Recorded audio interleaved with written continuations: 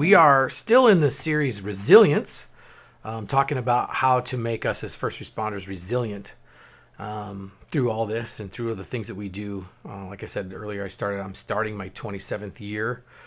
Definitely not an expert. I haven't seen it all. I haven't done it all. Because when those days come, or I think that's where I'm at, then it's time for me to get out and retire. So the first one was called the trauma. The second was how we made decisions. The first two I talked about your OODA loop and how it works, and how we intake all that stuff. And when I take all that stuff, I mean all the little tiny crises and little traumas that we deal with, and all the little seemingly, routine calls that we go on day in and day out actually build up and enter us from a standpoint that we're just like, we've got to stop, right? We've got to create that space and separate that space where I talked about God's grace and mercy come in. And by doing that, by being thankful and playing some praise music and understanding our cultural traditions and all that, we have to overcome some of those. And it's by Christ that happens. Jesus will help us get there. And I don't know why all the time. Sometimes it's not like boom, it happens. Sometimes it does. Just like if you read the Bible at all, right, you understand that when Jesus walked into the pool of Bethesda where everybody was jumping in the water and getting healed, the Bible really only talks about him healing one person of probably potentially 10, 12, 25, hundreds of people that needed healing. So why Jesus does things the way he does isn't for us to understand necessarily, but us to have faith in. We're going to talk about that in session 4 and 5. But this one's called the struggle. So sessions 1 and 2 lead up to how we get to the struggle. And I'm going to read a lot out of my notes because I want to be accurate. And then I'm going to read you a passage out of the Bible that I hope has a huge impact. And it's out of the Old Testament, believe it or not. And it's a good one. So here's the question. What is the biggest struggle for us first responders? And as I asked that to my coworkers, I got a cornucopia of answers to that. And this is what it come down to for me in those answers. Struggles of the day in and day out of the job. Trauma, stress, performance stress, and management, right? All those have probably touched us at some point in our lives, right? So the day in, day out of the trauma, the stress, management, and our performance stress or performance anxiety of having to be on point, right? So how do we become resilient with a constant bombardment of stress because of the calls, because of how we have to perform, and throw in a few management type people? I'm a captain, right? I'm sure when I've walked into a station, I've caused a little bit of stress to rise up. Like, why is the captain here? Well, I want a relationship with my people, right? Just like Jesus wants a relationship with us. Right? All that goes in, and it can be overwhelming. If you start putting all that up and you start adding that up, and if you're a bottler and you start packing that in, or you don't know how to handle that, and we typically run off to unhealthy things to deal with the day in and day out, it can feel like I'm drowning. It can feel like I can't catch up. The overwhelming feeling of never getting anything done. And then lastly, you add in our enemy of our soul, Satan, the devil, whatever you want to call it, who begins to whisper in our ears in these times, I'm not good enough, I'm not strong enough, or I'm not whatever enough.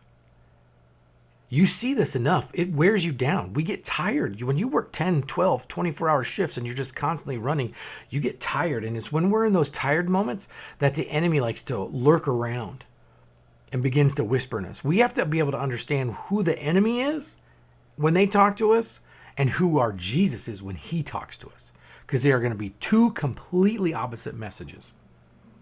When we struggle, there are days that are better than others. Jesus does help. He saves, he heals, he does miracles. I cannot totally explain why he doesn't appear to help instantly all the time, every time. But I can guarantee by standing on faith that he will, and he will come through. He never leaves us. He never fails us. He never forsakes us. What we have to get over is that we cannot subscribe to a victim mentality. We got to get out of that. Even though we're there and we're doing our job and doing our calling and we're there, we're not the victims of that situation. We cannot subscribe to a victim mentality. Once we enter into that victim mentality that it's all against me and it's I can't get out of this and I'm not good enough and I'm the victim of this trauma and I'm the victim, we get into dark places. That being said, I'm not saying we shouldn't go to counseling saying I'm struggling. There's a difference between saying I'm struggling, I'm fighting this fight right now, I don't want to fight it alone, versus I'm the victim mentality and you just hover in this little corner and let things beat you up. We can't go there. So I'm going to introduce you to two people. William Wilson and Dr. Bob Smith came up with the most practical plan to pull people out of their darkness. You may have never heard of these two men, probably haven't. I can guarantee you've heard what they created. In 1935, these two people formed a group and they created a 12-step program that has been adopted over the years by many. I'm going to offer you the first 6 steps. In that group, if you haven't already said it out loud, is Alcoholics Anonymous. And when they started, it was all based on godly principles. And here's how we break the cycle. Here's how we get out of this victim mentality. Here's how we begin to get out of the struggle that I'm not good enough, I'm not doing things right, the crisis, the trauma, all that stuff starts to build up. Here's how we do it. It's a beautiful thing. When you go back to the original 12 steps, here's the first 6. 1, I feel out of control or powerless right now. It's a step into humility.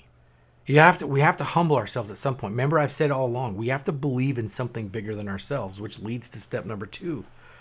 A power greater than me can restore me now. Right? I feel like I'm out of control. I feel powerless. I know that a power greater than me can restore me now. Number 3, I'm turning my life over to God right now. It's not a religious thing. It's not a sacrimonious. Is that even a word? That kind of stuff. It's just you being raw and real with a Jesus that's as raw and real as you are. I made a fearless moral inventory of myself. What am I doing? Am I in self-destructive behavior mode right now? Am I cowering in corners? Am I hiding in the darkness? Am I starting to bottle this stuff up? Number 5, admitted to God, to ourselves, and to another human being the exact nature of what's going on, which leads to number 6, I'm entirely ready to have God remove all these defects and shortcomings. Period. That's the first 6 steps of the 12 steps of Alcoholics Anonymous. And I'm not saying we're all alcoholics. We probably use alcohol to numb a few things. I think there's forgiveness for that. But these 6 steps basically speaks of the humility of I need help.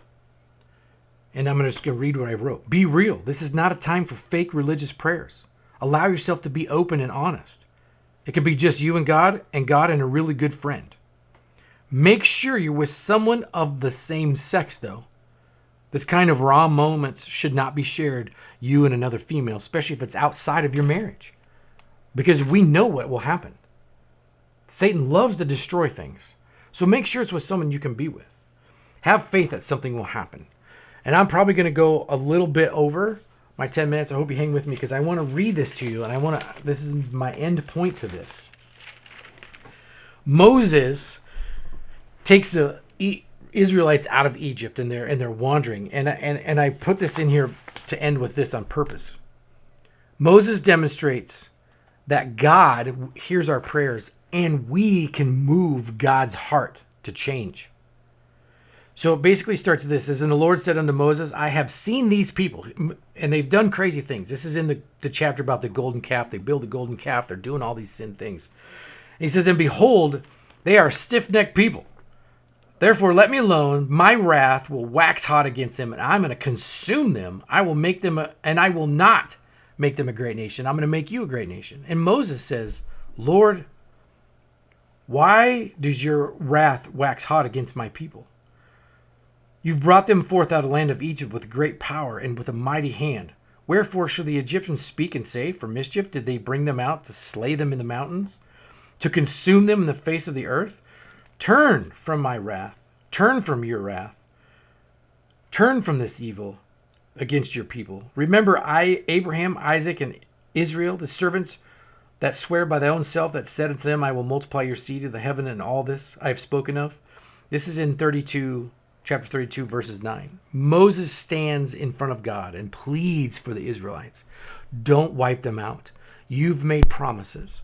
God has made the same promises to us to have life, life abundantly, and to live. Let that sink in for a minute. If you're in the struggle, if you're in the deep of it right now, your raw and honest prayer can move God's heart. It saved an entire nation. He'll save you. Humble yourself. Go through those 6 steps. Seek. Talk to somebody. And above all, be safe. Go home so you can make a difference.